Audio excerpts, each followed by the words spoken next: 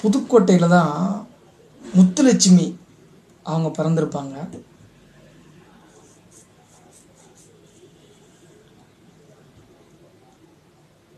அதுபோலவே இன்னைக்கு ஆகஸ்ட் 19 செவ்வாய்க்கிழமை விடுதலை போராட்ட வீரர் சத்தியமூர்த்தியும் புதுக்கோட்டையில் தான் பிறந்திருக்கிறாரு.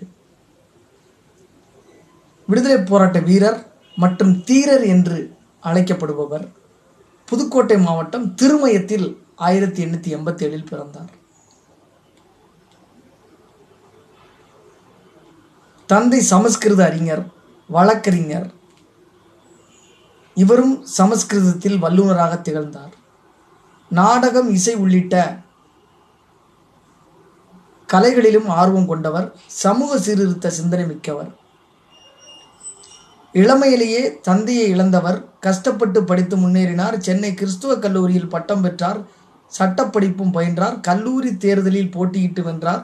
இது மக்களாட்சி முறையில் இவருக்கு ஆழ்ந்த பிடிப்பை ஏற்படுத்தியது. தமிழ், ஆங்கிலத்தில் சிறந்த சொல்லாற்றல் கொண்டவர். சிறந்த வழக்கறிஞராகவும் விளங்கினார். காங்கிரஸில் உறுப்பினராக சேர்ந்தார். மாண்டேகு செம்ஸ்போர்டு சீர்திருத்தங்கள் மற்றும் ரவுலட் சட்டத்துக்கு எதிரான இணை நாடாளுமன்ற குழுவில் வாதிட காங்கிரஸ் பிரதிநிதியாக இங்கிலாந்துக்கு அனுப்பப்பட்டார். திலகர், சீனிவாச சாஸ்திரி அடங்கிய தூதுக்குழுவுடன் இருமுறை இங்கிலாந்து சென்றார். பின்னர் 1920 ஊர் ஊராக சென்று தன் பேச்சாற்றலை மக்களிடம்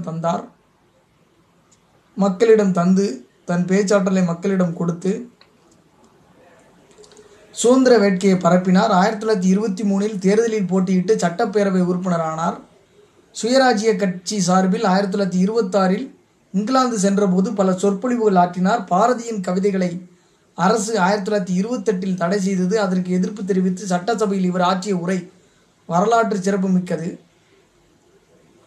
காந்தி படேலுக்கு நெருக்கமானவர். சென்னை பார்த்தசாரதி கோயிலில் 1930 தேசிய கொடியை ஏற்ற முயன்ற போது கைது செய்யப்பட்டார். இதுபோல பல சத்தியமூர்த்திகள் இருந்தால் ஆங்கிலேயர் எப்போதோ ஓடியிருப்பார் என்றார் காந்தியடிகள். சென்னை மாகாண கவுன்சில் உறுப்பினராக பதவி வகித்த 6 ஆண்டுகளில்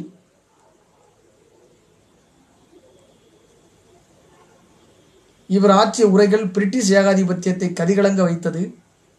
சைமன் கமிஷன் எதிர்ப்பு, ஒத்துழையாமை இயக்கம், சுதேசி இயக்கம் ஆகியவற்றில் இவரது பங்கு மகத்தானது. தனது அனைத்து சொத்துக்களையும் நாட்டுக்கு அர்ப்பணித்து விட்டு வீட்டு வாடகை கூட கொடுக்க முடியாமல் சிரமப்பட்டிருக்கிறார். காமராஜரின் அரசியல் வழிகாட்டியாக திகழ்ந்தவர். 1936 காந்தியடிகள் கமிட்டி தலைவராக தேர்ந்தெடுக்கப்பட்டார். 1939 சென்னை மேயராக பணியாற்றினார். தமிழை ஆட்சி மொழியாக்க அப்போதே வாதாடினார். பல மேடைகளில் KP சுந்தரம்பாள், கொடுமுடி சுந்தரம்பாள், கிட்டப்பா ஆகியோரை தேசிய பாடல்கள் பாட வைத்து மக்களிடம் சுதந்திர எழுச்சியை ஊட்டினார். சென்னையின் தண்ணீர் பஞ்சத்தை போக்க பிரிட்டிஷ் அரசுடன் போராடி பூண்டி நீர்த்தேக்கத்துக்கு ஒப்புதல் பெற்று ஓராண்டுக்குள் அடிக்கல் நாட்டினார். 1942 சத்தியாகிரகத்தில் ஈடுபட்டதால் கைது செய்யப்பட்டு நாக்பூரில் சிறை வைக்கப்பட்டார்.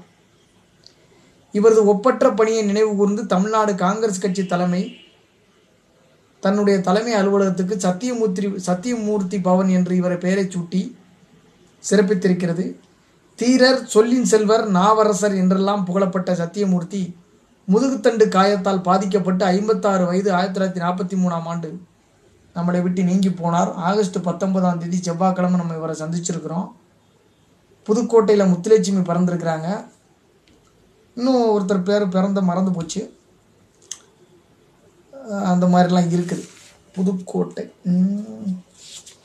ஒரு நிமிஷம் செக் பண்ணுறேன்.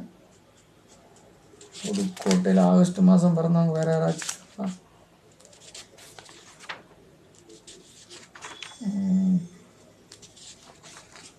செக் பண்ணத்தான் செய்யணும்.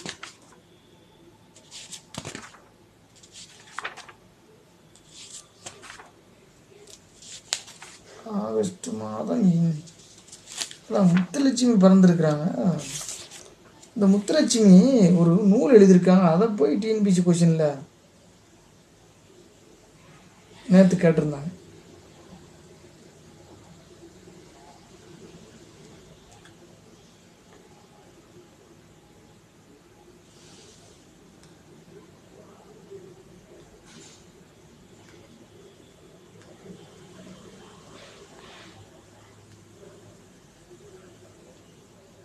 அதாவது எனது சட்டப்பேரவை அனுபவங்கள் அப்படின்ற ஒரு நூல்.